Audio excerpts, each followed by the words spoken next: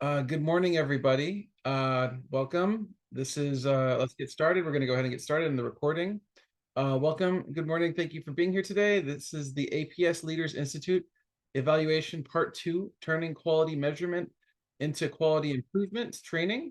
If you could please put your name, county, and title into the chat for attendance purposes. I repeat, if you could please put your name, county, and title into the chat box for attendance purposes.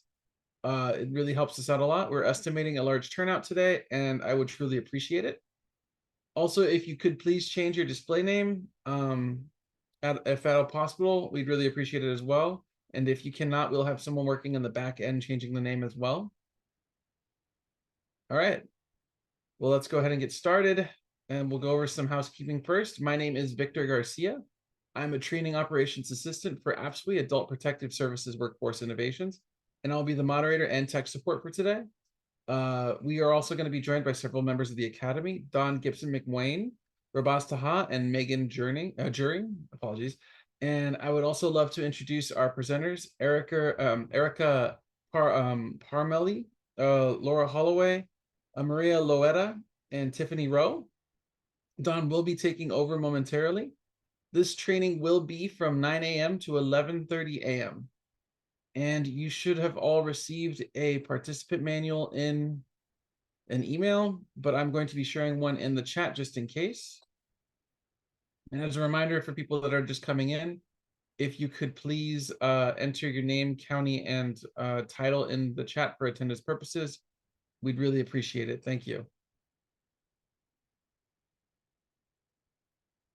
All right. So I'm going to give you some information about the Academy. The Academy for Professional Excellence is a project of San Diego State School of Social Work. Its mission is to provide exceptional workforce development and learning experiences for the transformation of individuals, organizations, and communities. Adult Protective Services Workforce Innovations, also known as APSWE, provides innovative workforce development for APS professionals and their partners. APSWE is a program of the Academy for Professional Excellence, along with the others listed on the slide below.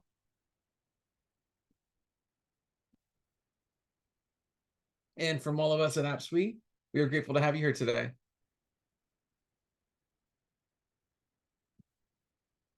Okay, now we'll get into the land acknowledgement. The purpose of the land acknowledgement is to recognize the relationship of Indigenous peoples to the land.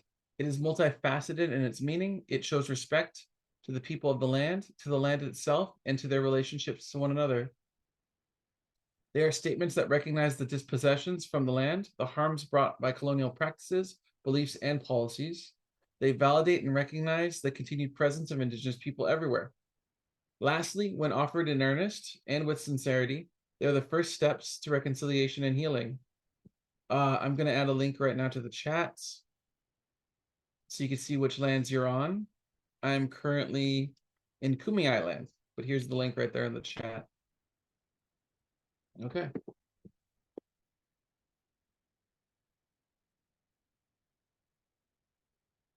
For millennia, over hundreds of tribal nations have been part of this land. This land has nourished, healed, protected, and embraced them for many generations in a relationship of balance and harmony. As a member of the Academy community, we acknowledge this legacy. We promote this balance and harmony. We find inspiration from the land of the original inhabitants of California. Making a statement isn't enough. It is important that we share ways people can take action and support Native American people and land back efforts. How to take action. While developing a land acknowledgement statement is an important step towards reconciliation and healing, the statement alone is not enough. It is important that we also identify concrete steps and actions that can be taken. These actions can involve putting in time and effort to research and learn more about Indigenous people, Indigenous communities of the land that you're on, returning artifacts and lands to their appropriate tribal communities, working to protect and preserve the land, and much more. And I'm going to be placing a link in the chat box so you can find ways that you can take action.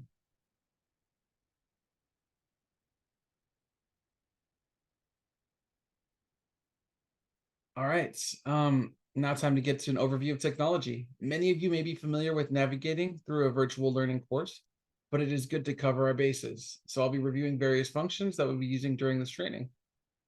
First off, you click the microphone icon for audio and options, where you can mute and unmute yourself. While we are listening to others talk and speak, please put yourself in mute.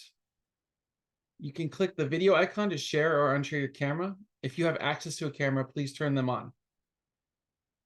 Next, update your names. By clicking on participant to update your name, you can hover over names, select more, and then select rename. By doing this, it helps us to take attendance. We would, like I said earlier, we would really appreciate it if you would change your name and also put your county in your title while changing your name. If you are unable to do so, though, we will have someone on the back end changing the names for you. So if you see a little notification on the top, that's us. Speaking of attendance, if you haven't already, please type your name and county in the chat box if you have not done so already.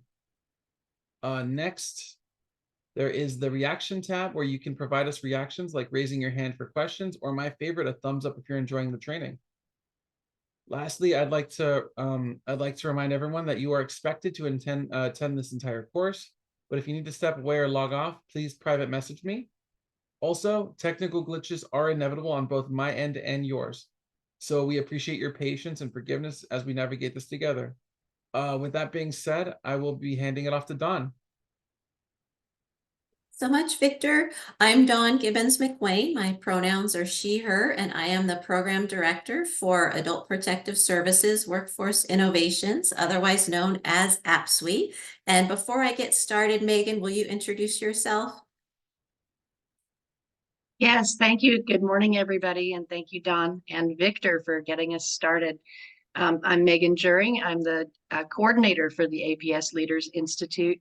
And so please, this is our third workshop of this fiscal year. Welcome, everybody. Thanks, Megan. So we are absolutely thrilled to have all of you here with us today. When we did our tech check earlier, we were just talking about how excited we are. We've got a really big group coming in today for this topic. So thank you all for being here. Where some of the key focuses or goals of the Leaders Institute is to support APS and adult services leaders and to help make connections between colleagues. So you'll be having opportunities for that today.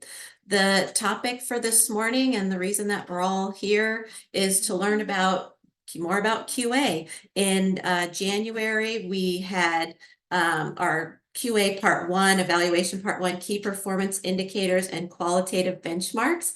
And today we're here for Evaluation Part 2, Turning Quality Measurement into Quality Improvement, otherwise known as Root Cause Analysis and Continuous Improvement. I believe that most of you were also at Part 1, but if you did not attend Part 1, that's okay. You'll still get a lot of valuable information here out of today's discussion. So again, Erica and Laura are going to be talking with us about turning quality measurement into quality improvement. And so they're really going to be talking us through, once you get your QA or your quality assurance results, then how do you figure out what's going on? How do you move beyond just what you're seeing on the surface and dig down to the root cause to see what's really going on? And they're also going to talk with us about why that's so important and how you can be misdirected or not really getting to the right issue if you don't do that. Going to be talking about what do you do with the information once you get it, and then where do you look for the opportunities in order to advance the needs of your APS program. One of the things that I really like and that Erica and Laura really emphasize is the change management piece and how critically important that is, and also how this is not meant to be punitive. It's not blaming, so that's really important too, to be listening out for. Kind of for those areas and kind of the real purpose behind all of this. They're also going to be talking with us about lessons learned and kind of the, like, theoretically what they thought was going to happen, and then in actuality what ended up happening. So it's always really helpful to hear about those lessons learned. When you all were registering, we had asked you whether or not your program has any QA for specific to APS, and it was about half and half. So we've got first heads up, there are 38 out of our 58 counties participating in today's workshop. And of those, 19 counties or 50% indicated that they do have a QA system. And then 18 counties indicated that they do not have a QA system, or 47%.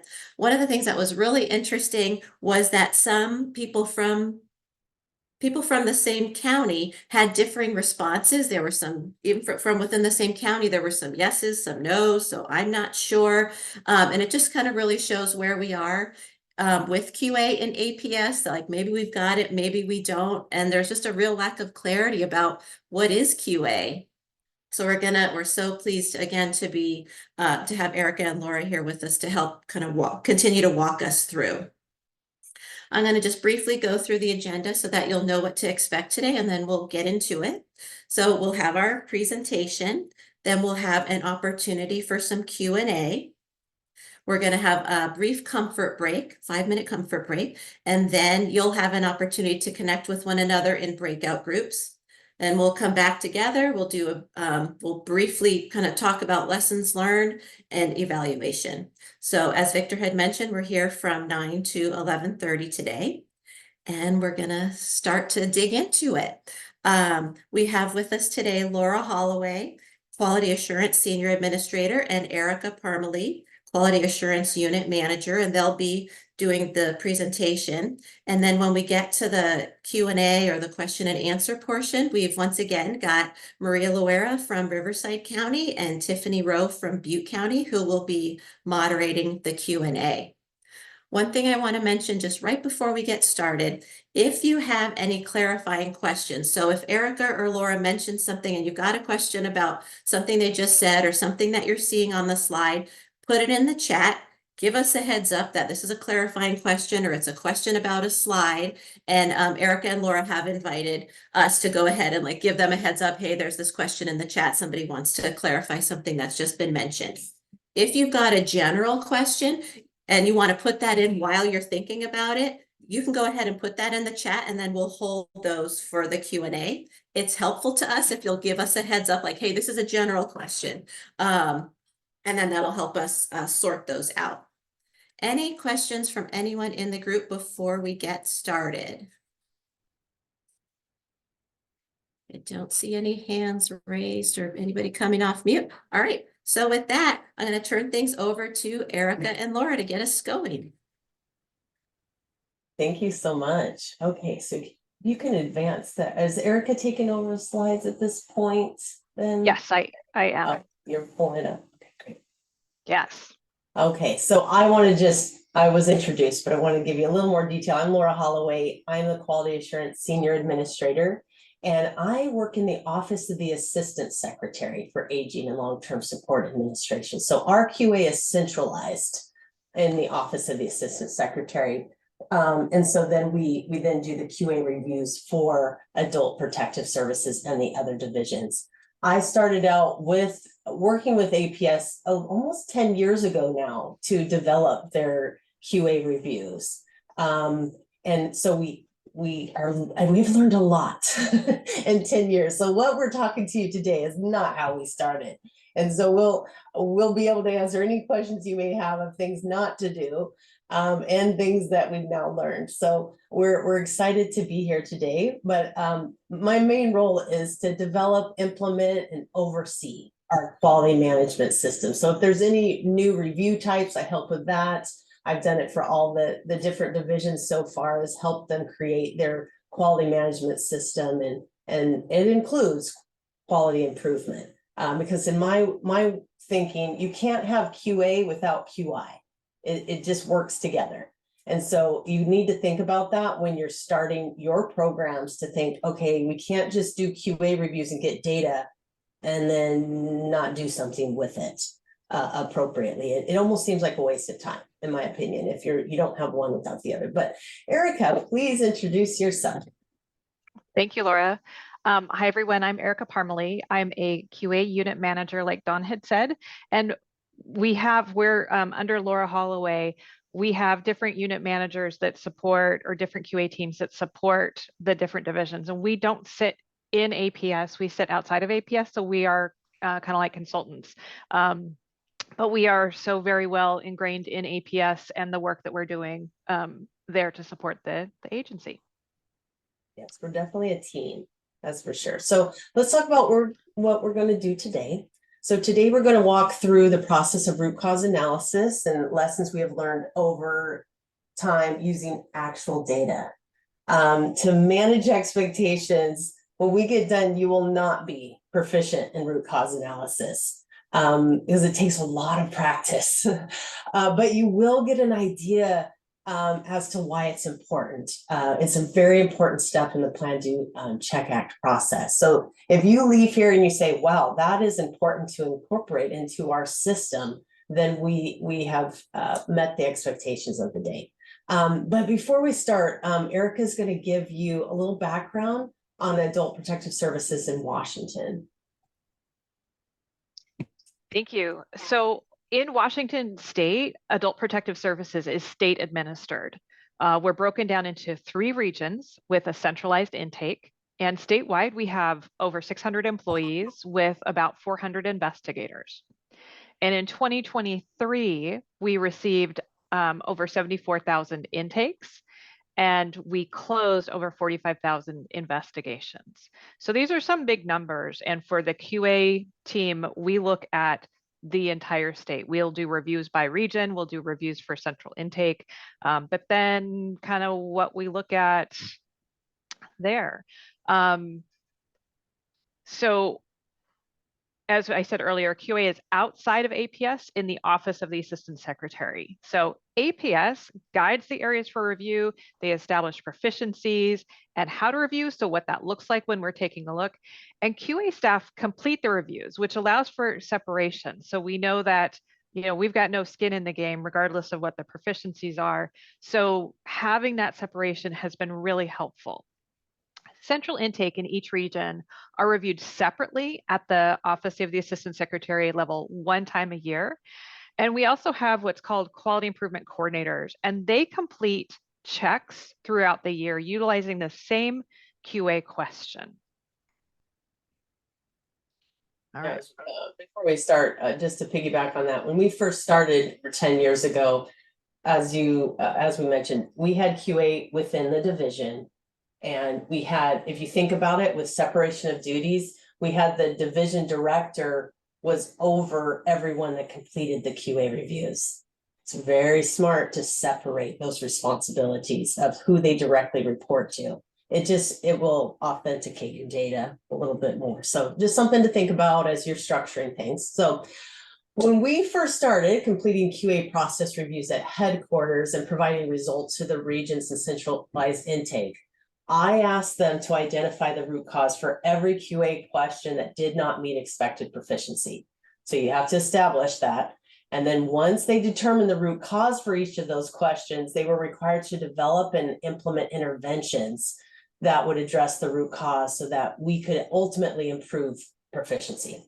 So once those interventions have been implemented and some time was passed, they were asked to evaluate the effectiveness of the intervention by completing QA reviews. So if the proficiency had increased for a particular question and it appeared the intervention was effective, then no changes were necessary. But if there wasn't a change to proficiency, that would tell us that we may need to look at the root cause again. It may be that you had the right root cause, you had the wrong intervention. So we need to examine the QA results for the more recent reviews again, right? So the checks that they made that showed that we didn't really improve, we need to analyze those reviews again to see what we need to do going forward. So as you can see, the diagram on the screen that you're looking at, it's pretty flat to me. It almost looks like, okay, you start and you finish and then you move on. But typically you are adding to what you learned from the previous review and making small improvements. So there are times that you have one root cause and it fixes the problem. But in our experience over the last 10 years, that is not typical. You typically are having small wins, you're building on the previous year, and it looks more like this diagram, just a little bit of it at a time. So I want you to think of that as you're doing this, that it is not a failure if you're like, gosh, we improved, but it was only like 8% or 10%, but it's continuous improvement. And that's what you're talking to your people about, because oftentimes they'll say, you want us to be perfect. We aren't robots. We are humans. We're going to make mistakes. Absolutely. But we can have a goal of continuous improvement. We're just improving on the last year and figuring out together what we need to do to improve this process. So keep that in mind as you're working with your people, small wins. So while that seems really simple, it's actually much harder in practice. We've been utilizing that plan, do, check, act process for some time, and we recognize that this can be really hard, and we found some key points. While the process starts in the right place by providing QA review results, and we're providing feedback about measurement of policy points, the field staff were asked to fix the issue. And then when staff were asked why the issue happened, there was no checking to verify that it was consistent with the evidence. So in other words, did the data support the reasons given, or was the data pointing in a different direction? Interventions were developed based on those guesses, which made them not as effective. And when we came back around again to measure policy points, there had been no improvement, and at sometimes even decreases in proficiencies, which can be very frustrating and demoralizing. So today, the good news is we're going to walk through each step that you need to complete to get to root cause. So I will be going over each of the steps and explaining them briefly, and then Erica is going to provide examples so you can see the steps using actual data. You want to talk about the Office Space, dude? I don't know if any of you have watched this movie, but if you have not, it was from 1999. It's been that long, but I love this movie, Office Space. So if you haven't seen it, please do. But we find we need to throw in some fun here once in a while. Okay, so before you begin, it's important that you prepare your mindset and come from a place of curiosity, not judgment. So we are focusing on accountability, not blame. We're looking at the problem as a whole, not a particular individual. The intent is for us to look at performance of the processes that we use and not punishment by words or actions if someone doesn't do well. We're not covering up mistakes or overlooking them, but rather learning from them and coming up with solutions so that they're not repeated. So remember, the analysis of the problem is focused on the system, not the person. We want everyone to be successful in their roles, and we need to come up with positive assumptions, right? That's what you need to think about. Assume the positive in our staff. So we have found, Eric and I will meet with someone to talk about the QA findings, and you'll see them and you'll see their face. They look a little defensive. They're not smiling. They're almost like I'm ready for you to hit me with something that I'm not going to like. So before we start, I let them know that the only assumptions that I'm going to make before we look at the data and before we talk to you is that you're working hard, you're doing your best, and you want to do a good job. I assume that because I haven't experienced anything differently from our staff. It's too hard of a job, especially adult protective services, that you're going to just do a job and not care about it. It's not likely. As soon as we say that, I see the shoulders drop, they let their breath out. It's almost like they were holding it, and their face lightens. So keep that in mind. It's a big difference to people. They care about their work. They don't want you to think they're doing a bad job. And that's the punitive piece. They feel like I did bad. You're going to punish me now in some way, or I'm going to punish myself is really what they're doing. They're beating themselves up because they care so much. So get that out of the way right away. And then as we move through this, we'll kind of talk to you about how you can word things and as you're having these conversations. Okay, next slide. Okay, so this is the area that Erica was talking about. So we need to start by defining the problem. And to do that, we gather and analyze the data that you got from QA. And that tells us what happened. So if you don't do that, it's all going to be based on assumptions or guesses. And we made assumptions, and then you create these interventions based on these educated guesses, and then you're surprised if the proficiencies don't go up. They probably will not. That's what we've experienced. And we knew this is a gap in our process because people didn't know how to do root cause analysis. So here I am saying, yeah, just do root cause analysis. And I gave them some tips. And to expect people to know how to do root cause analysis who've never done it before is a lot to ask. So keep that in mind. They would have to be trained on how to do this. So start with defining the problem.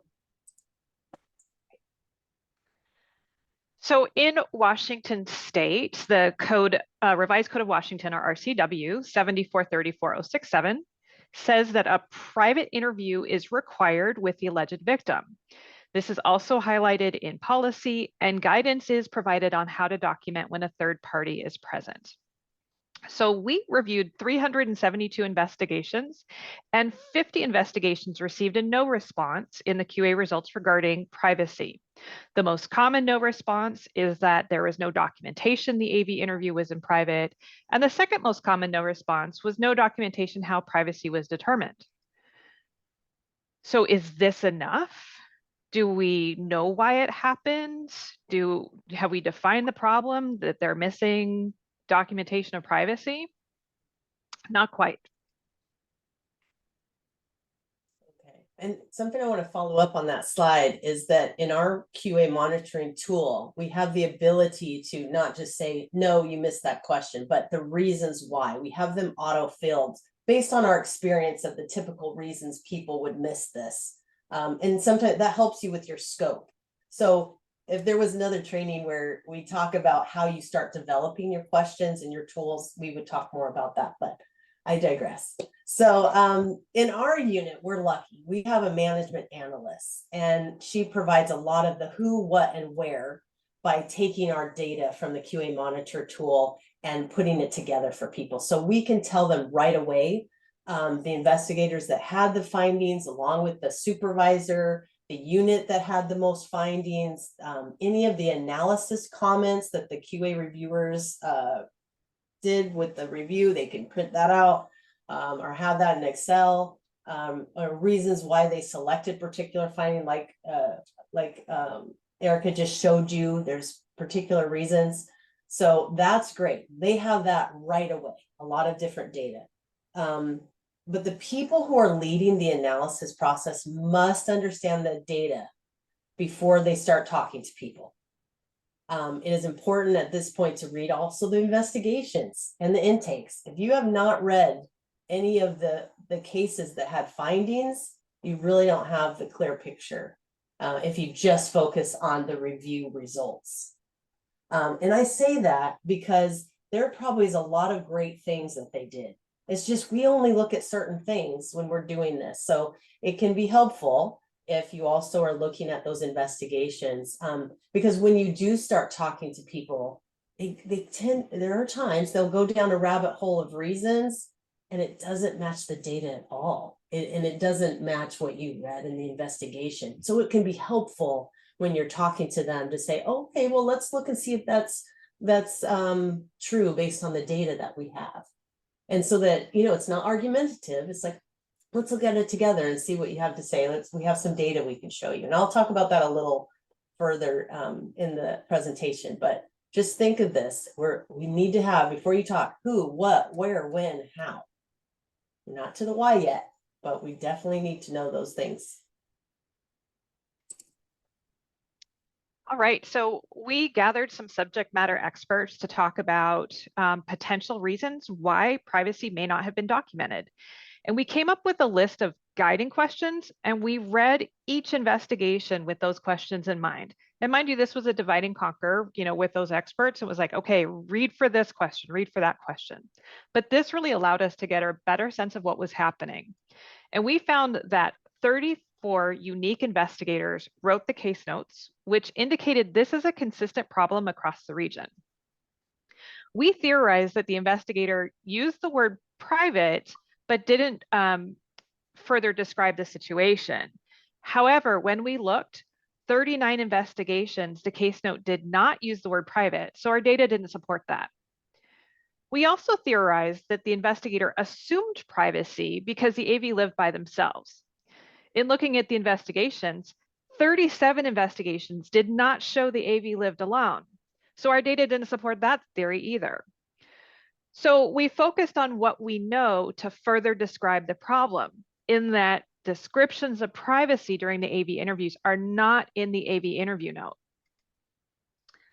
Throughout the process, it's easy to think that you found the answer.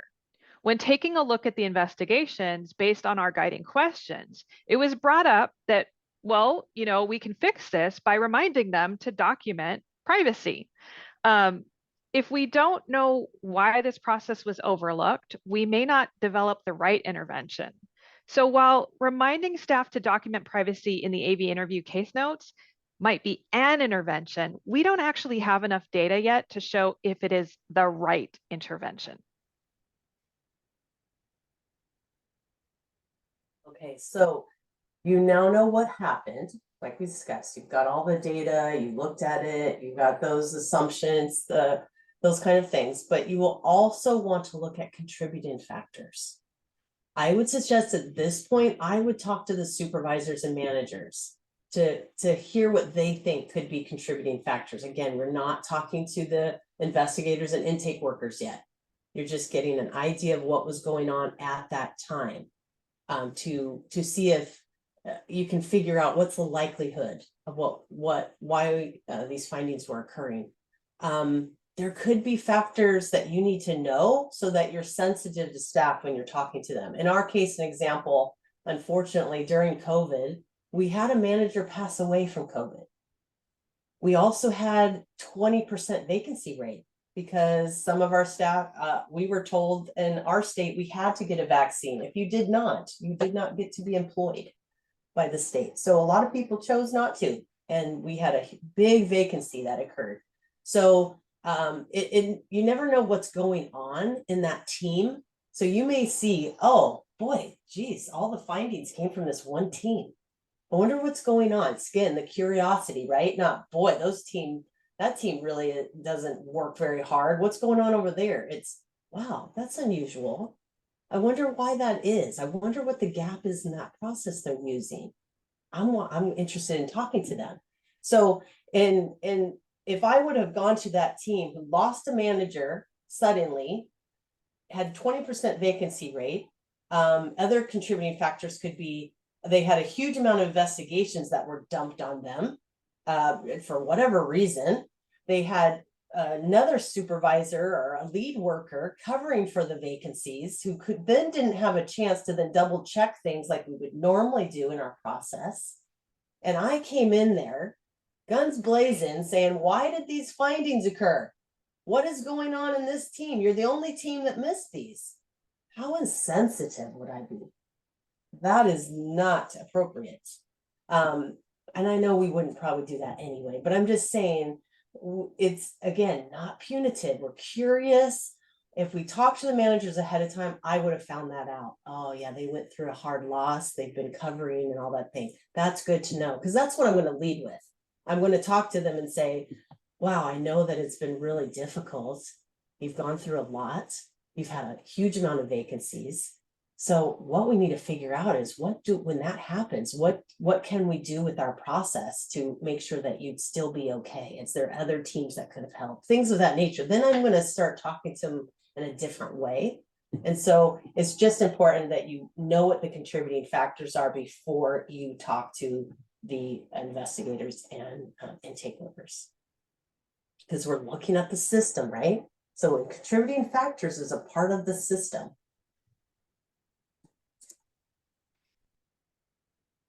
So this is a long process, right?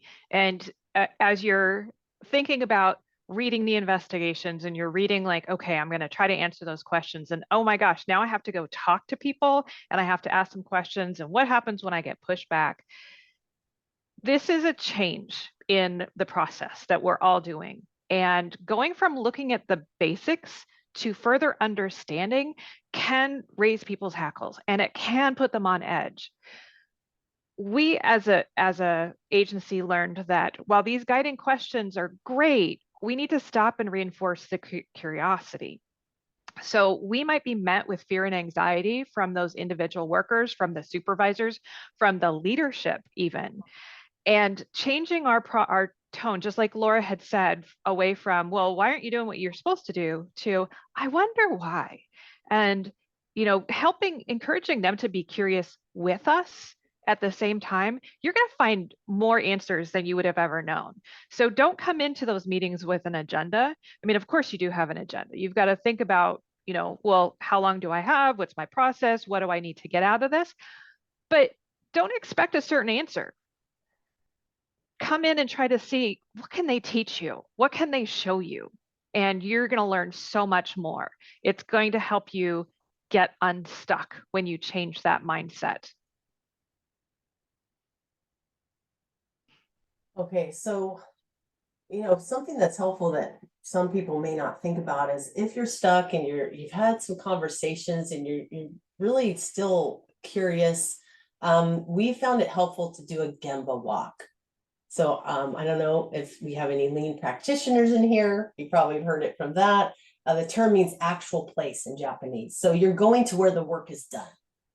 You're making observations. In my opinion, I would focus on the people that did not have findings if I was doing a Gemba walk. You imagine, if you focus on people with findings, you've already talked to them about the why, you've gone over the findings, they know they missed it, and then they're going to have someone observe them. It kind of feels punitive, right? I mean, it's like, I thought we weren't in trouble, and now I have my supervisor following me. I feel like this is a performance issue. So I think you can get just as much from people that did things correctly using a particular process. Again, we're focused. I have to be careful the way I'm wording that, right? Oh, you did a good job. You did it correctly. Well, what we want to say more is, wow, I'm really interested in hearing the process that you use, because that process was very successful, right? The others were successful too, maybe in different ways. They're just in compliance, they had a little issue. But we're trying to get away from good, bad, otherwise. It's like, this process is effective. Can you show me what that is? Because we've asked people, wow, you seem to have a great process. What is it? I don't have a process. That's what we got. So you might want to, they do though, once we start going, yes, but how do you, and then they start explaining it to us and we're like, okay, yes, that's the process. And so sometimes they don't know that language of the process. Versus procedures versus policy and that kind of thing.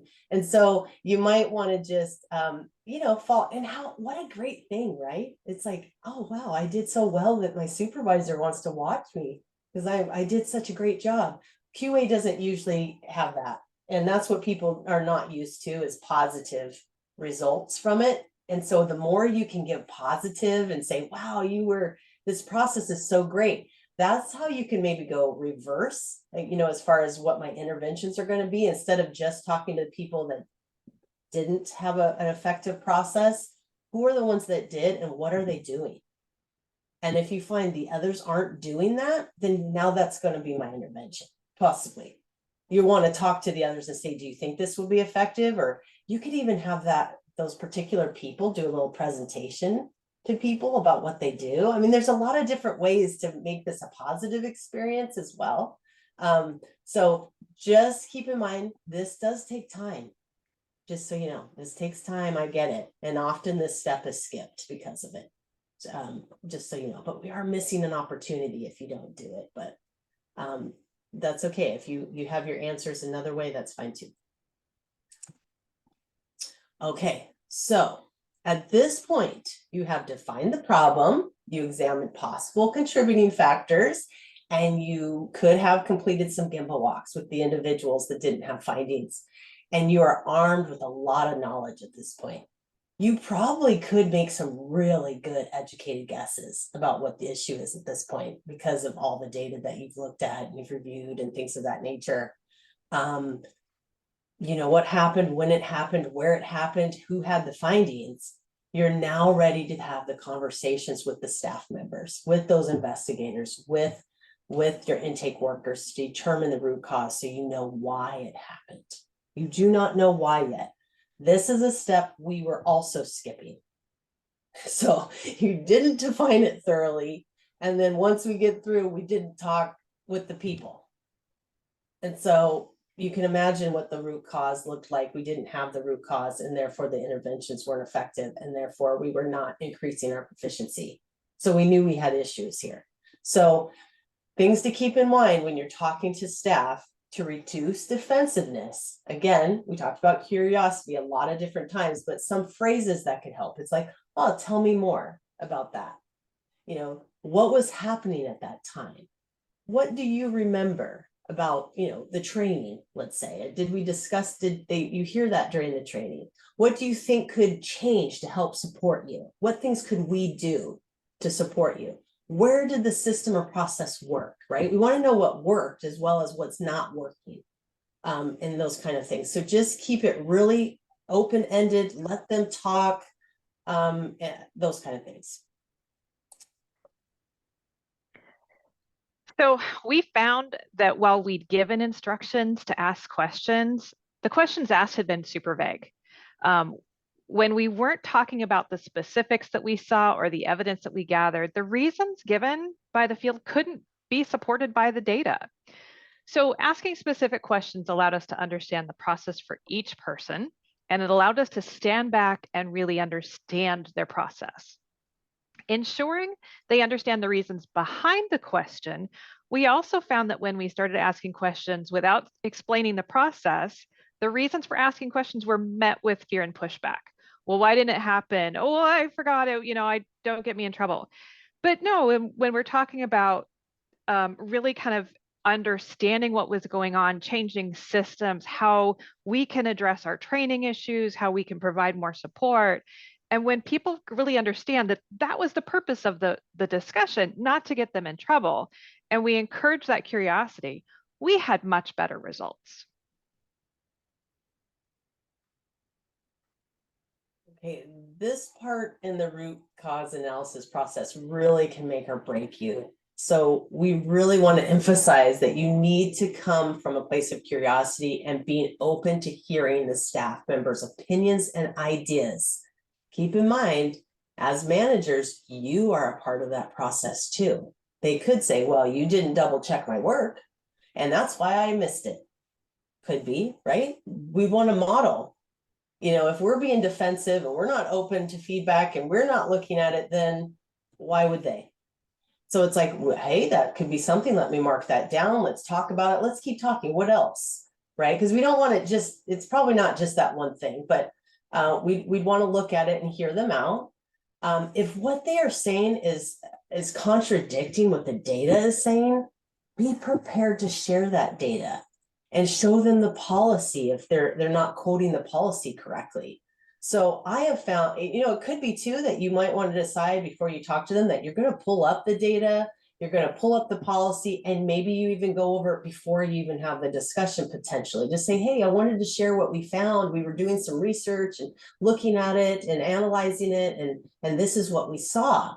But without a conversation with you, we don't know the why behind it, and we're really interested in what you think about it.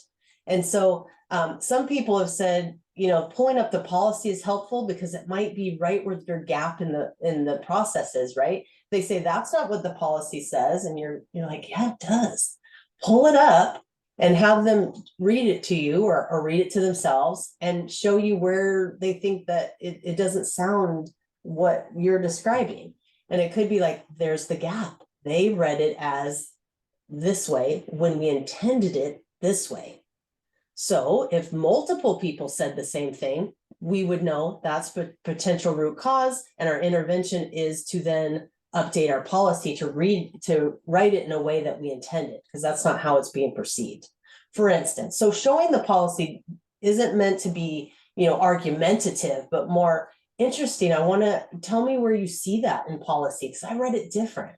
Do you see how my voice changes? It's lighter, like, interesting. Let's read.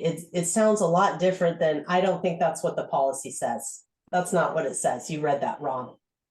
It's a lot different. And that's why I say it kind of does take special skills and talent and training to have these conversations. And so that's why we have decided to have subject matter experts in this area be on a quality improvement team and have these discussions, because we were finding that not everyone took to it, to say it respectfully. That it just wasn't in their wheelhouse. They're great at what they do. That's not what they've been trained in. And so we found we really need people that can have these tough conversations, so that we were caring for the people that we were talking to. So, you know, during these conversations too, it's important to tell them what they did well. I know for us, for compliance, we look at very high level stuff sometimes that we do for our revised Code of Washington or law and things of that nature. But I don't know if you've all experienced this before, but I've done a QA review and actually was a really good, in my case, it was an assessment. It wasn't an investigation, but they had a great assessment, very thorough. Just technically they missed some compliance pieces. And so it looked bad on paper because they had all these findings, but actually it was a great product and it showed the detail and the time they spent on it. And so it's important to share that too. Share the positive things that you noticed, trends that you saw. That's why it's important to actually read the investigation or intake, because if you didn't, you'll only see what's wrong. You will not have seen what's right, because the QA team doesn't have time to write everything they did well. We only have time to write what's wrong. And so do keep that in mind. I think it's important too at the end of the discussion to tell them what you're going to do with the information. Like, what are we doing this conversation for? What is the result? And so I would let them know we're going to talk to others to see if they have similar thoughts or there's different trends based on our conversations. We're going to determine the root cause and create interventions for those. And then we want to come back and share those interventions with you to see if you agree that you think that will fix the process that you're using and make us all more successful. So it's good to, okay, that's what it's for. It's not for my performance evaluation. Yes, no, it's not for your performance evaluation. It has nothing to do with that. So keep that in mind as you're having these discussions. So this is a time-intensive process. We're asking questions.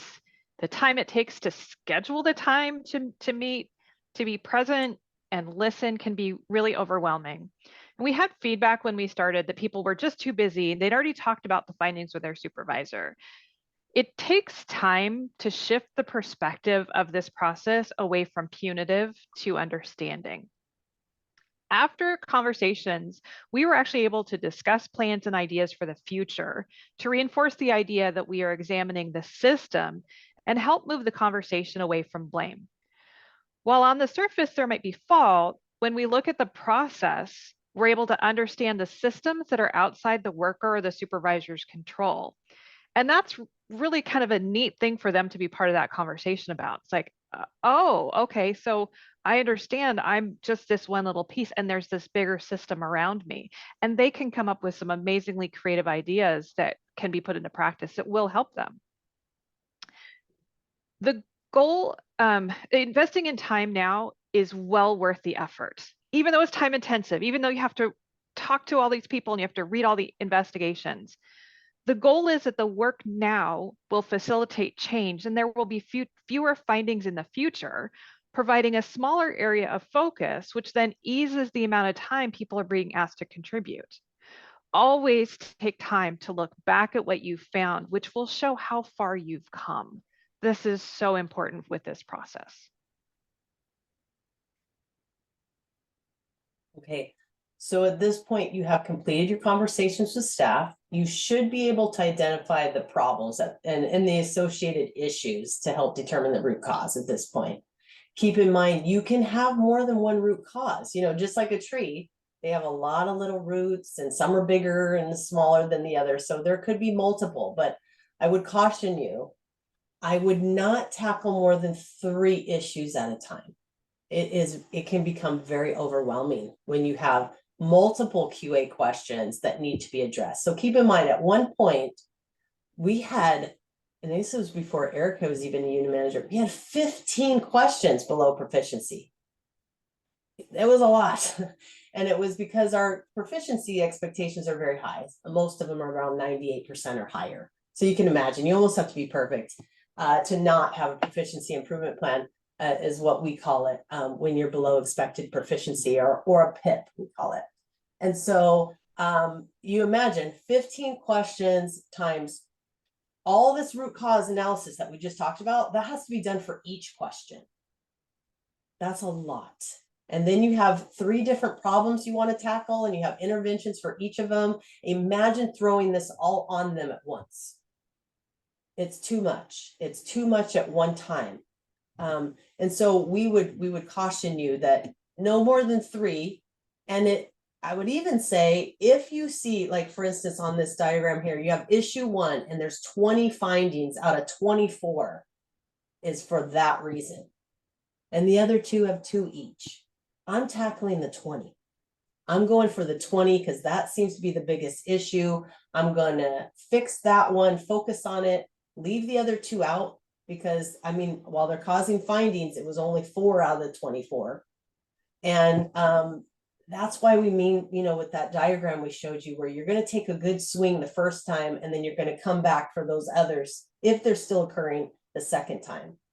Doesn't mean the supervisors can't be aware of those other 2 issues and you'll work on them, but not as significantly with a PIP, or as we call it, proficiency improvement plan, that you did with those 20 findings.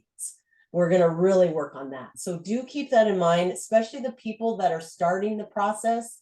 When you have 30 plus questions and you set the expectations of proficiency very high, and if you don't get those, you have to do root cause on every single one of them. It overwhelmed people to the point of tears, literal tears, because they had to do their other work plus this work.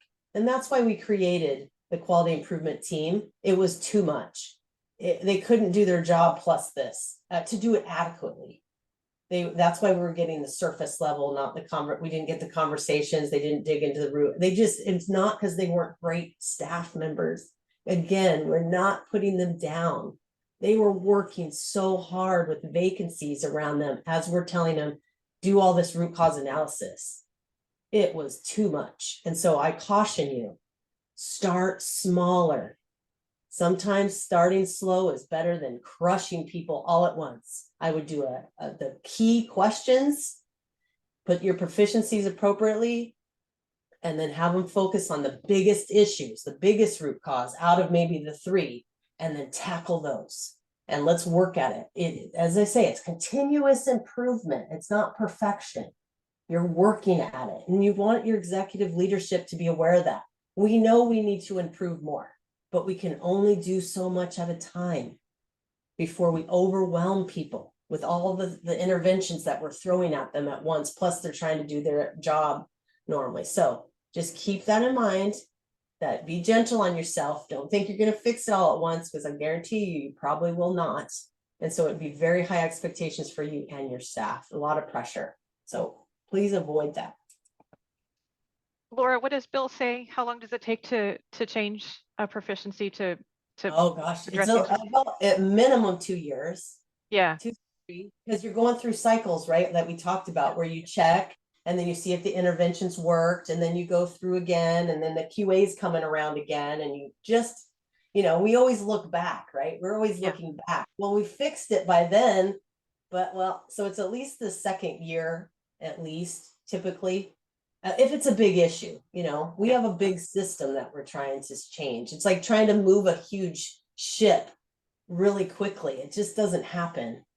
You got to do it gradual and not be too stressed and put too much pressure on your staff as well. Because then it's about performance, right? Now it's about performance. You haven't improved quick enough. It's like, well, we're improving the process though, right? And we did improve it. And so mixed messages. So be careful about that. Yeah. Give yourself time. Yeah. It's huge. So when we started talking with staff about the situation, when we talked with new staff, they reported that their prior employment, privacy had been assumed, and they only documented the outliers when privacy could be established. So we then asked about the training they received when they started with APS. And they said they did learn how to assess privacy, and it was practiced in role playing. And then we asked about their experiences translating that to the documentation. And they didn't remember being taught to document privacy in the case note. So then we asked about the coaching practice when they started. What information did they get from their supervisor or coach?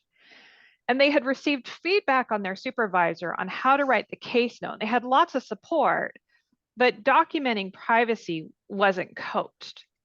So that leads us to an issue that there's a gap in the training coaching process for how to document privacy actions.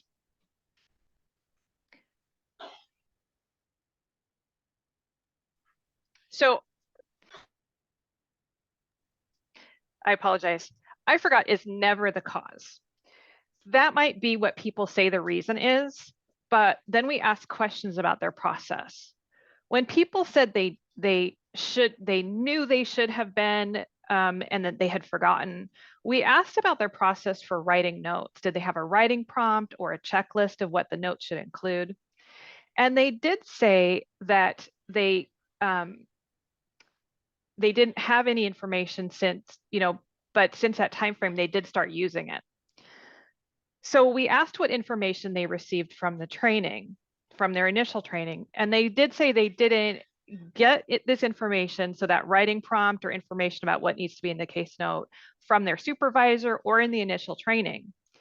And then we asked about the checklist that they created. And they created their own, or a coworker gave them one that they had developed. So there was not an official list of required items for the case note, which leads us to the issue that inconsistent resources for writing prompts for all items that are required for each case note really was part of the problem there. Without that consistent checklist, everybody had to create different systems to help them remember how to write that case note to document privacy.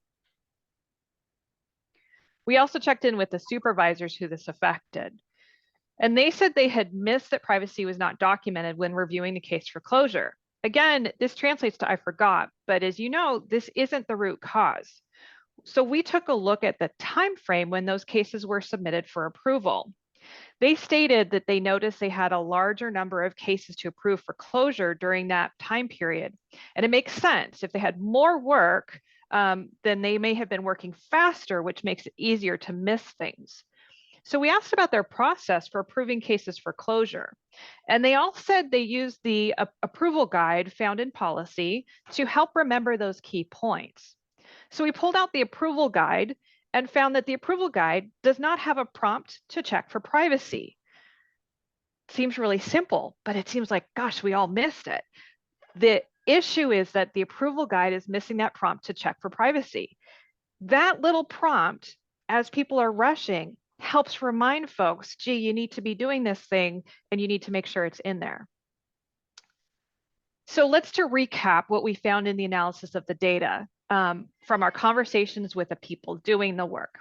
We looked at 45 investigations receiving a no response and 275 received a yes response. 34 unique investigators received a no and 38 unique investigators received a yes. So yeah, there was some overlap. Some who had received a no had also received a yes in other investigations reviewed.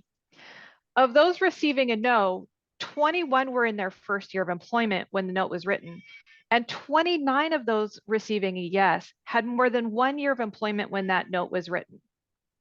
In addition, 9 that received a yes that were within their first year of employment had written the note towards the end of their first year. Of those receiving a no, 15 described previous documentation training to only document when there are outliers. Privacy was expected and is assumed in the note unless they say differently. The new employee training was described as highlighting the practical part of privacy, not practicing writing the case note based on what was described. 17 had actually changed supervisors in the first year and said their previous supervisor didn't call out to them to document privacy in the case note. 20 did not have a list of what to include in the interview note at the time of writing the case note. 35 receiving a yes described using writing prompts for reminders on what is required in the case notes. 15 had created their own, and 20 had received a list from their supervisor. 32 receiving a note had used the case closure checklist found in policy. Of those cases receiving a note, 18 supervisors had missed checking for privacy before approval. All 18 of those supervisors used the case closure checklist found in policy, and 12 supervisors reported an increase in cases requiring approval at the time the investigation was submitted to them. So we see that this is a training issue for new staff. More work needs to be done to connect the dots between the field work and the documentation. This is also a systems or a structure issue. We don't have a uniform list of writing prompts to help remind staff for what needs to be documented in the note. Staff had reported different messages depending on who the supervisor is. As we address the system, we need to ensure that all staff receive the same messages. And this is also a policy issue. The checklist, which is part of the policy, is missing a reminder piece that leads us back to our law that we need to provide a private interview. So with that in mind, boy, that tells us a lot of information to help us with our interventions, because it needs to be based on the root cause you identified. In our experience, there's been numerous times that training was selected as an intervention when a different intervention could have been more effective. Oftentimes training is selected when they haven't thoroughly analyzed the data and spoke with staff to determine the root cause. So think of this. Here's an example. Usually any timeliness question.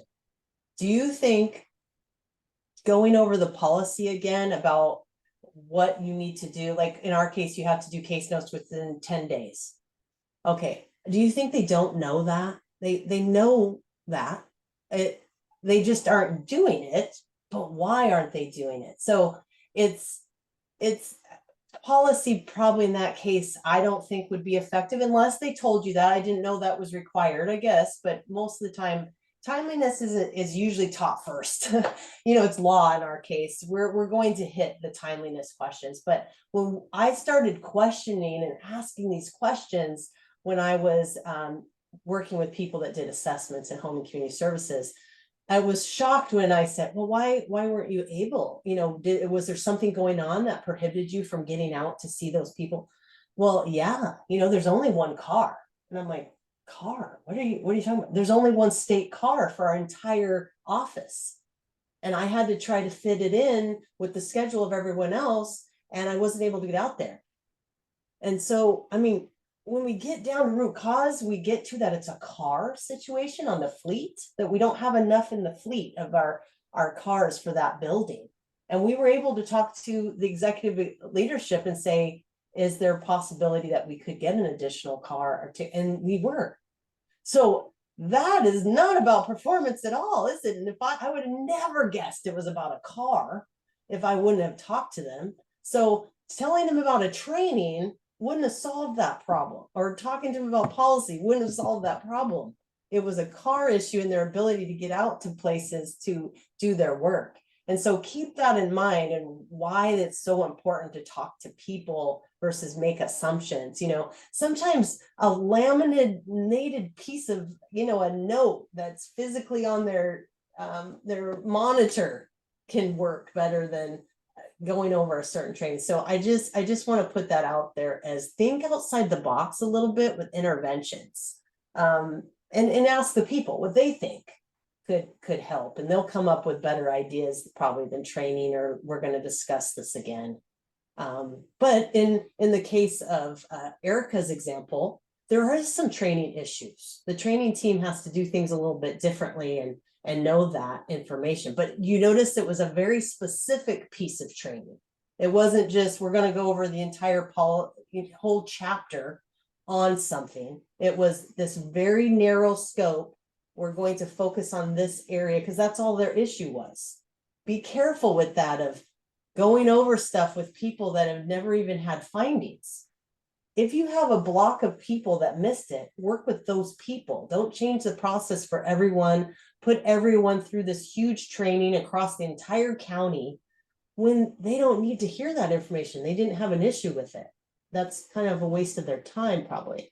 Doesn't hurt to supervisors to remind them of the issues we found, but it's okay to tailor your interventions to just certain people. Again, not making them feel like they're being, punished. It's more, hey, you guys identified this as an issue. We wanted to solve that with these interventions. Do you think that'll work? Yeah, we think that will be helpful. Okay, great. Let's implement that.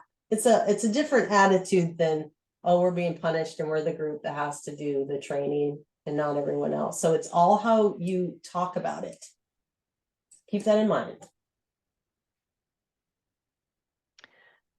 So when you're creating interventions, it's key to have, all players at the table: policy, training, quality improvement, and QA together. If we're assigning people parts of interventions, they need to know about it ahead of time and they need to agree to it.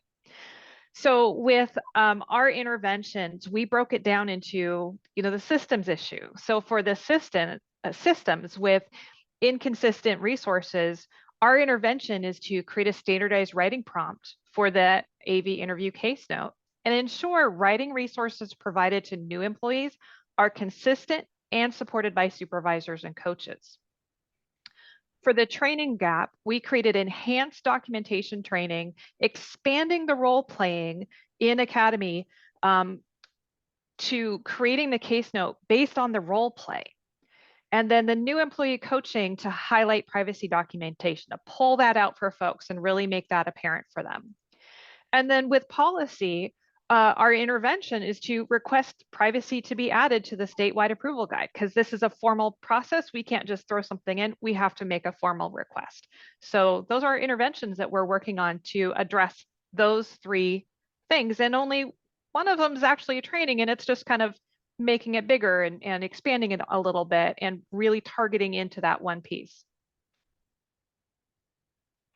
Okay, so anytime you have an intervention, you really need to have a way to measure if it's successful. So keep that in mind. You can't just implement something and go, well, here we go. We'll see how that works. So you do have to think of, within a certain amount of time, I need to check to see if that's working by doing whatever type of QA review. And that's what you have to figure out, what would be effective. Sometimes it is a manager going back and looking at the QA question and testing it. But if it's the policy, right, you're not going to check if policy was done over and over. You can say, if you update policy every quarter, then that's when you're going to put out your target date for checking. Did that policy get updated and implemented? And think about it. Anytime you update policy, you have to train to the policy. And so you have to wait until it's been trained and then they've implemented it to test it again.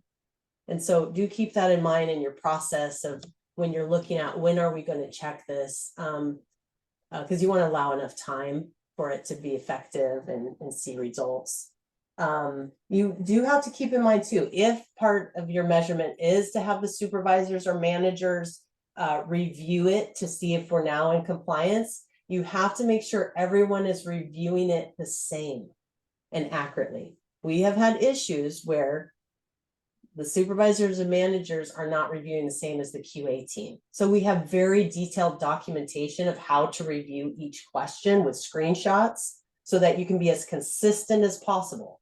Because if one supervisor says, yeah, we're doing great, and this one says, no, we're not, and they're different, it's hard with staff, because especially if you move staff to one team to another and they're getting mixed information and mixed messages, and it's really frustrating. So try to be on the same wavelength. You all should understand policy, how you review to that policy, and measuring it the same. So keep that in mind. Laura, yes, we have a question on this slide. Okay. What's a good amount of time? Is there a recommended time to allow the intervention to run its course before you test? Great question. It does matter. And don't you love that answer? It just depends. That's our kind of, it depends on the intervention is what I'm saying. So for instance, I don't like people, I couldn't say it shouldn't go past 3 months, but it depends, because what if it's a software change? And guess what? I know the developers can't get to it because we don't have resources until another 4 months. And then we have to train to the updated software. And then we have to, do that. So it could be 5 months, unfortunately, before we can even see it. But what I do like to say to people is if you have an intervention that's like 3 to 6 months out, which is a big system change, like a whole new form, a whole new application, etc. What's the intervention in the meantime? What are we going to do in the meantime where maybe a supervisor's checking certain things? We're going to do little reminders here or little pop-ups in our calendar until the system can do that for us. So I do like to recommend that don't wait for that 6 months down the line. In the meantime, we're just going to let these findings keep occurring. We got to figure that out. But typically I see 3 months for a lot of things because that's just the nature of how long things take for us sometimes when it has to do with any policy change and training and then implementation. It does take a couple months at minimum for us to get things through. But if it's just, we're going to change, this policy form and we just added that one thing onto it and everyone got it within a couple weeks, then I'm going to do it probably at a month. I'm going to give it a couple weeks or a month to get going and have people using it, things of that nature. So I'm sorry that's not more specific, but it really does depend on the intervention that you put in place. As soon as possible is what we want, because we want to start creating a change in proficiency. Yeah, and the measurement can be it can vary depending on what it is. So policy changes take time. Oh, for some reason it's doing everything at once. So policy changes can take time. So we had to consider what we can do within this time frame. And so we knew that we could ask for the change to the approval guide. It might not be established, but we needed to but it wouldn't be done in time to measure before the next review cycle. So like Laura said, we did have to look at some other things. So with a system and structure, with those inconsistent resources, we knew that we wanted to have a writing prompt document available by a certain date. So we're going to go by X date. This is when we're going to actually have that writing prompt. That's a measurement of the intervention because we're talking to people about what needs to be in there. We're not just dashing something off and then implementing it. We're taking the time and really making sure that it's the right thing for what we need. And then after it's been implemented, we're taking a look at a certain number of investigations for each employee. And then what is the expected proficiency when we look at that? And maybe we're only looking at cases that had that AV interview during a certain date. So it's not necessarily closed cases, but those that have had that interview and then we're specifically only looking at that one date. And it's very specific on how many we're going to be taking a look at. For the training issue, we're going to review a certain number of investigations for employees within that first 6 months of employment. And so what's our expected proficiency is going to be that 100%. And that's how we know that training issue has been addressed and the coaching issue has been addressed.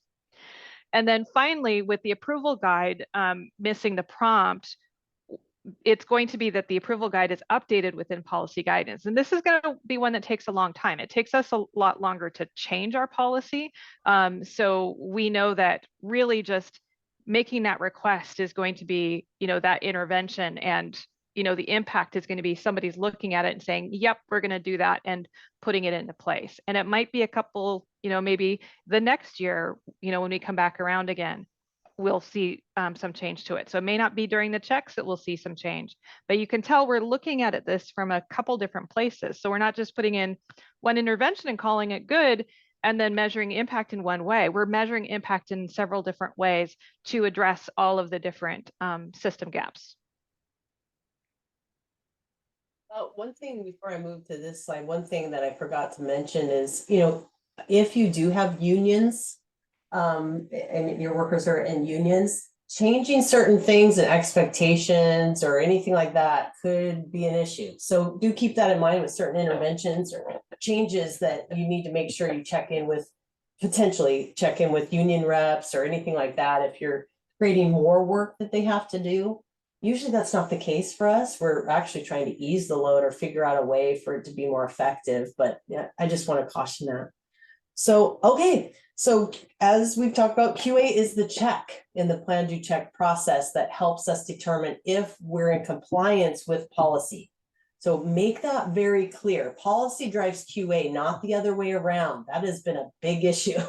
Usually it's like we've tried to reinforce that concept because oftentimes staff would train to the QA questions. Versus just following policy. They'd say, okay, what do we need to do to get a yes on this QA question? It's like, follow policy. We keep referring them back to policy. What does policy say? We want to get away from the thought that they're doing something because QA said so. That's oftentimes what's happening. So, and when policy and practices are rolled out, sometimes there's variations that can happen across regions or counties. So we have that's why we've centralized our QA, looking at the regions and the areas the same way. We're very consistent. We have one team that looks at it the exact same way. You can imagine, like we said, when you have different managers and supervisors, maybe different levels of training for QA, they do it differently, and we found that's a problem. So when we have one manager that oversees the consistency and double checks the team to make sure that they are doing it properly, it becomes much more accurate and helpful to staff. It allows them to understand the differences that there may be between areas and why that is, and make changes. Examining the data gives clear information and allows us to move away from assumptions. Asking clarifying questions about what is happening helps all staff feel connected to the mission, vision, and values that we have for APS, and they can understand that the process is meant to be supportive and not punitive. Changing the attitude away from the fear of getting talked to about everything they've done wrong, to being able to have a conversation about what they are seeing and their ideas that would make a change. That's a big deal. The work has also allowed Washington State to invest in the process of change. Through the QMS process, we're seeing we can make change, and we recognize that we need to support the people that do the work. And as Erica mentioned, that's why we created the quality improvement team. This team has not been around for long, less than a year, right, Erica, at this point? Yeah. We haven't gone through a cycle yet. And so this was created because of everything that we found and discussed in our first training, where we look at the qualitative measures versus the quantitative, and the fact we just focus on compliance, and we're not really, when we were looking at the PIP process, and we're like, we have workers really working hard, but they just can't do all of this. Everything we've talked about today takes weeks. Just this, and this is all that you do.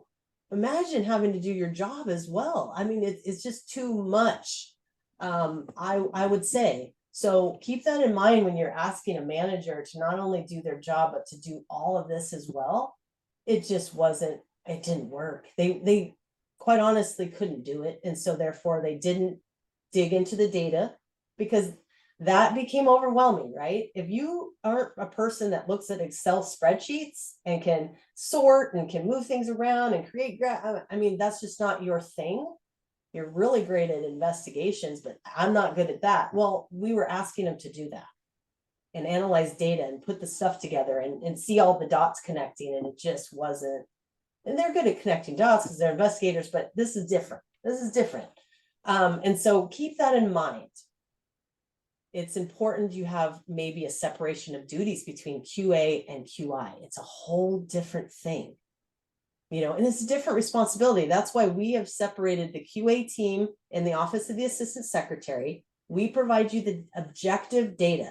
Like she said, we have no skin in the game. If you do well or not do well, that doesn't influence us. And so we're going to just give you that data with all the information from our management analyst. And then you are responsible for improving that process. They own that. We are not responsible as QA to improve it and to check it.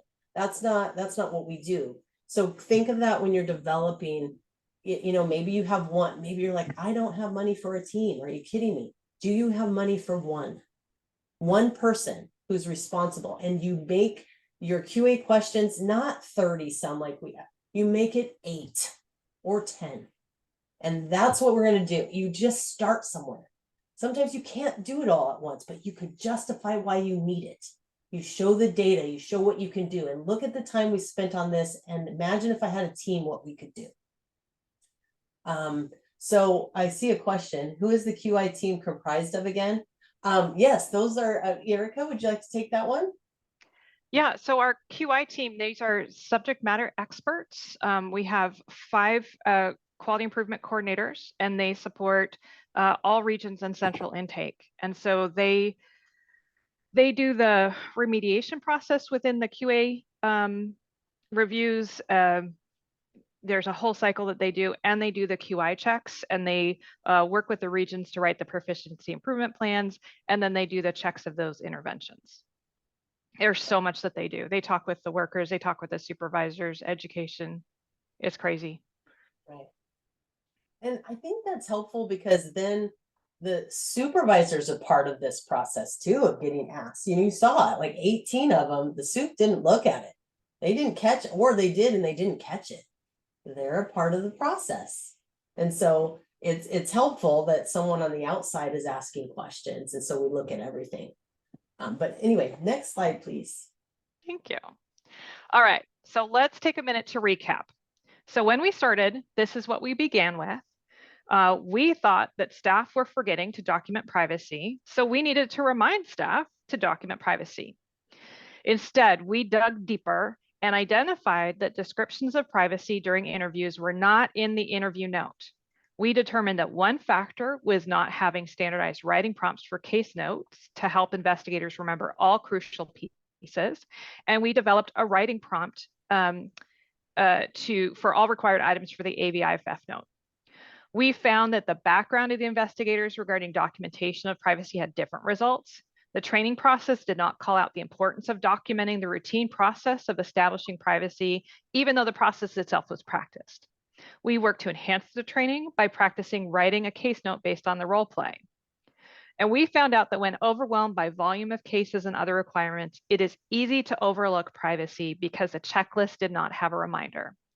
We requested a privacy checklist be added to the case closure list. So if you look at where we started, the focus is with the worker. The worker didn't do it, and they need to shoulder the full responsibility of the blame. But if you look at what we found, well, the investigator still didn't do the thing, right? They didn't document it. We also identified the system gaps within training, systems, and policy. Shoring up those gaps allows us to help investigators be successful. Also, just to get to the first part takes time. And if we don't understand why staff are forgetting, our interventions aren't going to be effective. This becomes wasted time. Taking the time to ask these questions, even when it seems overwhelming, is actually time well spent. By identifying the pieces of the system in place to help workers be successful or where barriers are going up, it's actually saving time in the long run. Investing in the time now to reduce the time spent in the future is really key for this process. There was some questions in the chat. I think it was more about, hey, can you send us some of those checklists and things of that nature? Just recently, we had some from Kansas reach out to us that had met us at the NAPSA conference and said, can you send us the QA questions that you use? And we did. So we'll need to make sure that you all get our email address. Yeah. Or Erica, can you put your email address in the chat? And it's fine to reach out. We're always willing to be helpful to others and give advice, and we can learn from you as well. And we'd love that. I'm always trying to improve our process. So I know others have great ideas too, so we can exchange ideas. So yeah. Great, thank you. Okay, so final thoughts. To me, a big thing that I talked about in the first training, if somehow we're not there, is the purpose of a QA process review. And I do call them process reviews. I do not call them audits. The reason why part of my hat is that I'm the audit liaison for all the external audits as well, which is things from Centers of Medicare and Medicaid Services, Office Inspector General, the State Auditor's Office, all those audits that come in, I want them to differentiate between the two. Those are audits. These are QA process reviews. We are reviewing the process. And that's what I've tried to word that so they didn't feel they were getting, it's not about an individual. So think about that with your change management, how you want to word what these are. We are doing process reviews, as I call it. And when I talk to them about the purpose, it is to identify gaps in the process, and it is not intended for an individual's performance review. That is not the purpose. Imagine pulling in a sample 2 investigations, each person on the team. You know, we do it statewide pull. So there could be 372 cases that we pull across the entire state, or in this case, a region that we may do 372. Well, we have quite a few investigators in some of those regions around King County and things in Seattle and those kind of things. We have hundreds. So maybe we pull, you know, 2 from each of them. Imagine being judged on that. 2 cases in an entire year. And you're judging that on my performance for a year. And you know, there's so many other things, how they are as teammates, how they are dependability wise, how their attitude. There's so many things to judge someone, you know, or a performance on. It's not just this. And we only look at certain things, as I mentioned. You could miss some compliance, but do awesome on the investigation and treated people so respectfully and kindly. Isn't that important? Yes. So in your change management, when you're talking to them about the purpose, no, we want to look at the gaps in our process. And I talk about what all those gaps could be: policies, procedures, the organizational structure, how we utilize people, the staff that we have. Sure, that is a component, but so is the training and the tools that we use in the office space. And there's just so many factors that we're looking at. We're looking at a whole system. And so talk to them about that. You know, be curious, be creative. Instead of QA being something that we're doing to them, we really are trying to change it to something we're doing together to improve the overall process and the system so that we can have better outcomes. You know, again, explaining the importance, you know, we're going to reduce possible litigation. We spend millions of dollars, I don't know about you, in litigation and risk and things of that nature because we didn't document appropriately and we didn't follow the correct steps. We need to, in our state, I know it's different for yours, we have to safeguard federal and state funding. We have to make sure we are meeting our strategic measures. We have reporting requirements to CMS. So there's things that we have to deal with that maybe you do not, but think of the reasons why it matters that we're checking, right? The work they do is really important. Why wouldn't we want to check to see if we're following, you know, the laws and things of that nature? So we're keeping people safe, because I know they care very much about that. So just the final thought is be curious and open to different perspectives and talk to your people and get their feedback. And that's all we have. And that's it. That's it. Great, thank you so much. So with that, we're going to bring in Maria and Tiffany to moderate our Q&A. And to get us started, we've already got a question in the chat. Maria and Tiffany, if you want to start with that one. Yeah, let's go ahead and get started. Thank you. So let me pull it back up. It disappeared on me. Where did it go? There we go.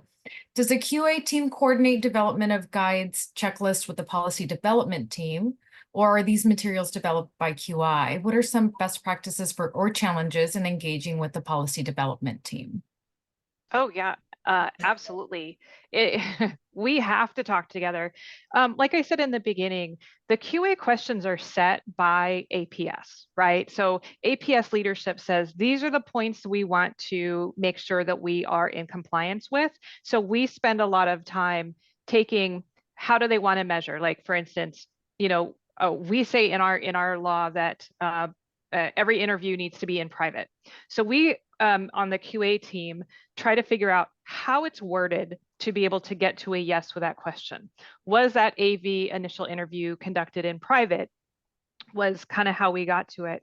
We work with the policy team, we work with the training department, we work with leadership to make sure that these questions and the canned no responses are what they're asking for that.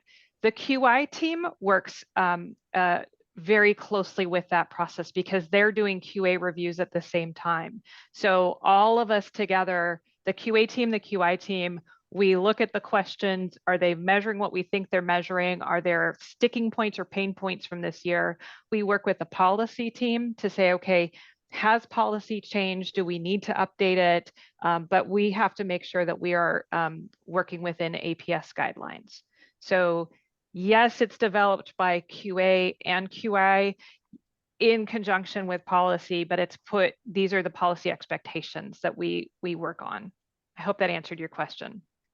Don't you think, Erica, the key here, again, I'm trying to go back to the people that don't have anything set up here yet, is on your change management. I think that's a piece also that executive leadership, tone at the top, as I call it, right, has to have the expectation and let everyone know in those different departments of policy, quality improvement, QA, if you're all under the same umbrella, that this is how we're going to work together. This is the expectation.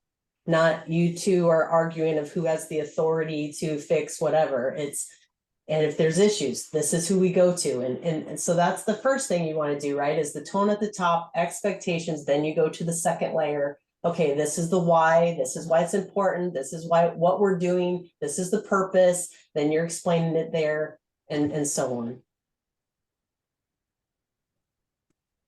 Great, thank you. Speaking to that, for those of us in really small counties here within California who might only have one unit or one supervisor or one manager, you mentioned about the separation of QA being outside of APS. Do you have any suggestions for those really small kind of counties or programs, how to build that, especially given we don't have any additional funding for this? In my opinion, if it was just me, I have to figure out what I need to do.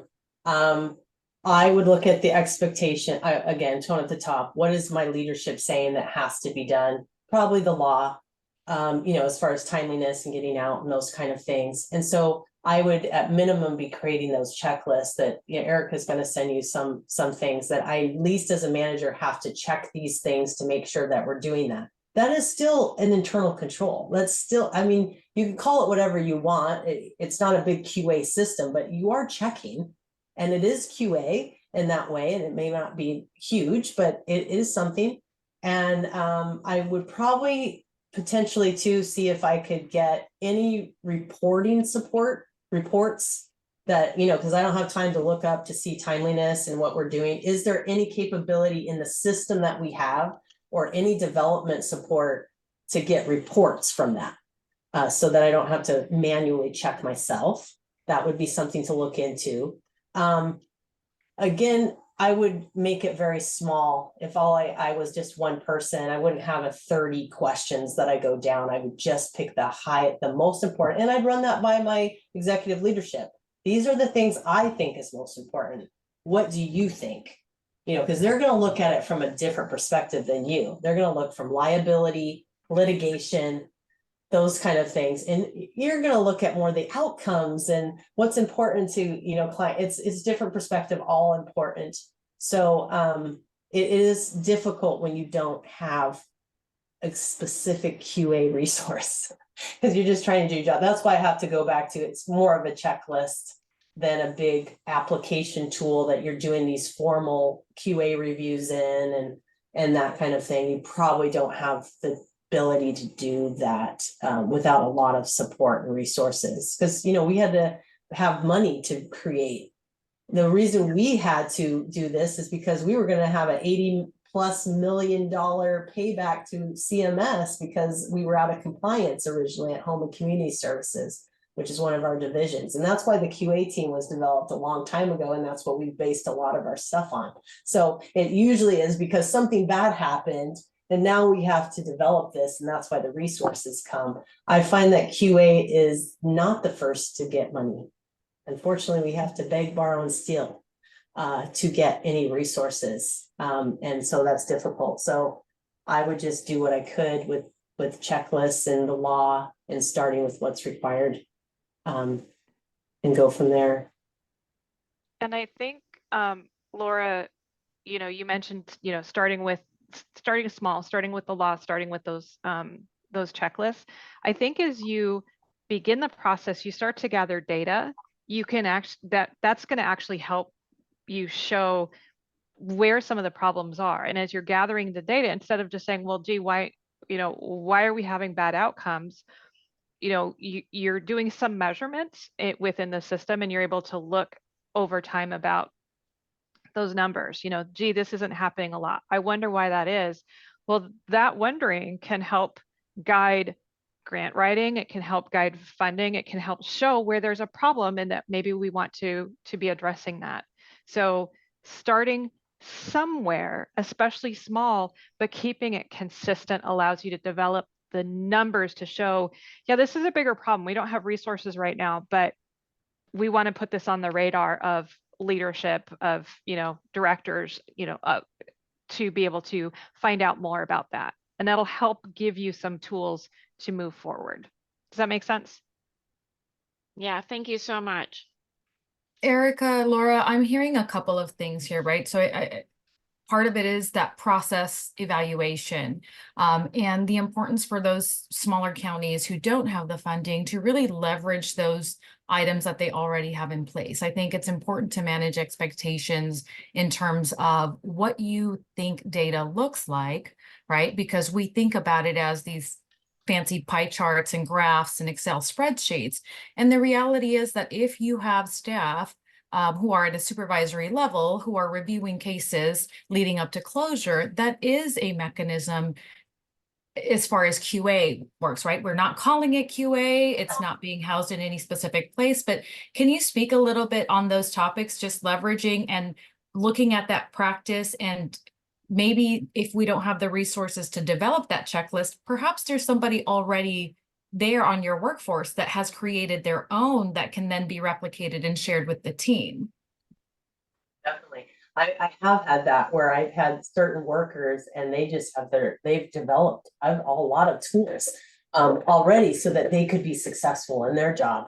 And so, yeah, taking that information and expanding it to more, but like you all are doing, the people in here said, hey, Washington, you've already done this. Why reinvent the wheel? Can you send that to us? Granted, we may have different laws than you, but at least gives you an idea of what types of things others are doing. So I would borrow from other people and reach out. There's regional meetings that people go to, your executive leadership, and say, hey, when you're at these executive leadership meetings in the regions, can you, when you're meeting with Oregon and Washington and all that, can you ask them if they're willing to meet with us even? Like, Eric and I have done that for different people. We will meet with you all. If you say, hey, can we set up a time, even like an hour, just to, we have some ideas, we just want to run it by you. I think it's being open to that as well when you don't really have resources, and you can, in that you can say, hey, can you meet with my executive leadership to justify why you needed a QA team, or anything like that. I mean, we need to work together, right? As QA and QI people. We're not the big, we're not the most popular. We're trying to change that, but people don't really like to have QA around, and show these results. But Erica, do you have anything to add as far as that goes? Yeah, absolutely. You've got supervisors who are doing those checks, and I'm wondering how many of you have like a data mart or Power BI reports that you look at on a regular basis. Well, that's data, right? That's QA data that then you can dig into a little bit more. You can pick a sample from that and you can do a deep dive into those investigations into that data for that specific question to see the why. Start with that curiosity. I wonder why we're only hitting 95% with this instead of our expected 97%. You don't have to do that QA piece because the data is already doing it for you behind the scenes, but you can still do quality improvement with the data that you have with these same concepts and principles.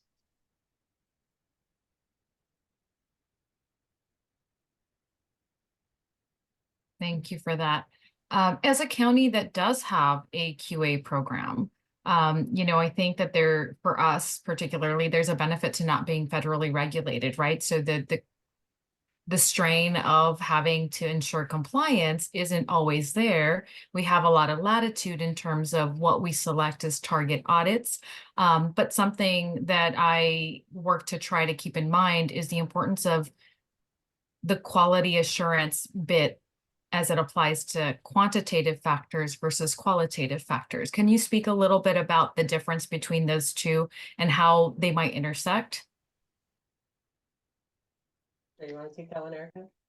Yeah, I'm thinking, I mean, we kind of talked about that in the last one where, we gave examples about, was the finding supported by the documentation? And we were looking very specifically at, on the quantitative side, did they have the right finding? Did the documentation match? And then when we looked at it qualitatively, we looked to see at the entire investigation, really how deep did they go? Did they answer all of those questions? When we talk quantitatively, when we talk about the compliance QA reviews, we're very limited by what does policy say? And if policy and procedure says you're going to do A, B, and C, that's all we can hold people to. Even though best practice might be X, Y, Z, we can't hold them to that, right? We want them to do it. We want them to take those extra steps, but we can't because policy only says you're going to do this, and then you're going to do this, and then you're going to do this, which, I mean, that's the minimum requirement. So that's kind of where you have to be really careful when you're developing these questions and you're developing these areas to look at, is really focusing in on when policy says this, what does that mean? What does that look like? And if we want people to do more, that's a program issue. We need to address policy, not get at it through QA. Does that make sense? It I does, think- thank you. I think too, Maria, sometimes we have to learn. Laura, we're having a hard time hearing you. Oh, sorry. Are you hearing me okay now? Yes. Thank you. Okay. Sometimes, unfortunately, we have to learn from mistakes. And when you don't know what to focus on, in our case, I'm sure you all have, like, after death reviews, you may call it something different, fatality reviews, something of that nature. And there's some qualitative stuff in there, I'm sure. And you have to learn because you paid millions of dollars. And maybe that's where you start. You go, okay, what are the things we missed on all of these reviews? Is there any trends in there? And we're going to focus on that one area for this year. I mean, that's all we have time for. We don't have resources, but we can focus on those big problem areas that resulted in death potentially because we didn't do A, B, and C. We're going to work on those 3 things this year. And then you can show maybe how you improved that, because I hate to tell you, money talks.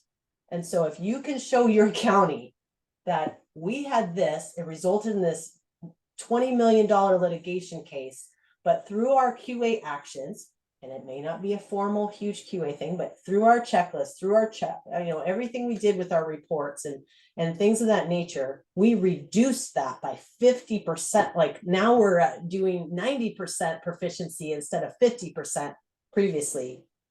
And we could do even more if we had, that's going to start talking. And I hate to say that, but it does make a difference. If you're saving money somehow, or you have to think like an executive leader in the bigger picture, saving lives, that's huge, right? Saving money, not being in the news, our reputation, that is huge.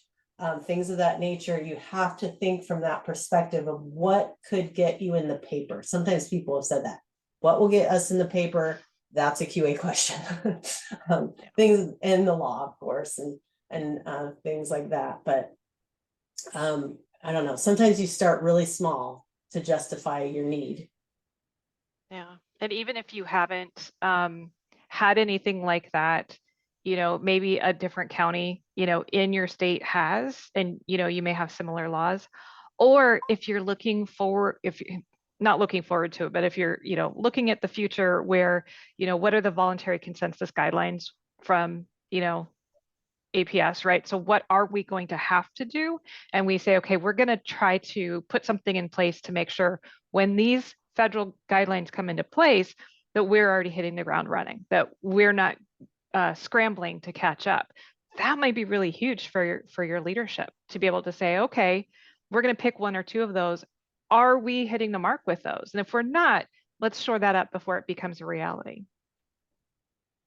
Eric and Laura, thank you so much. We continue to learn just a ton from you, and thank you for coming back again to talk with us more about on this topic.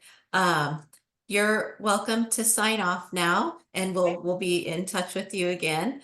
And for the group here, we're going to take a 5-minute comfort break. So please come back at 10:46. And then we will move into breakout groups so that you can talk about all the things that you've just heard. All right, okay, 10:42, the clock just changed. So we'll be back at 10:47. 10:47. Thank you. Bye. Thanks, everyone.